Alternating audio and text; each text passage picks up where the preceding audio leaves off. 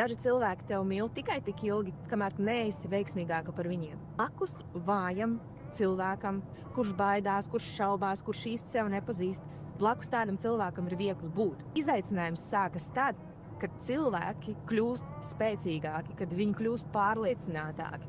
Un, protams, esot blakus tādam cilvēkam, tev arī vai nu ir jāaug līdzi, vai arī tev ir no šī cilvēka jāšķirās. Kad tu kļūsti pārliecinātāks, kad tu sāc zināt, ko tu gribi, kad tu sāc rīkoties un mērķtiecīgi, disciplinēti iet uz saviem mērķiem, tu paliec citiem cilvēkiem nērts. Tad nobrūk visas maskas. Tas ir normāli, ka tavā vidē būs izmaiņas. Izaugsme nevienmēr ir patīkama, un tu nonāc pie punkta, kur tu pārauc citus cilvēkus, tu kaut kur paliec viens, un tas ir normāli, ka tu paliec nērts. Turpini iet, un tu satiksi šajā ceļā jaunus cilvēkus, līdzīgi domājošus, un būs tie, kas nāks tev līdzi, jo tu viņus ļoti iedvesmos.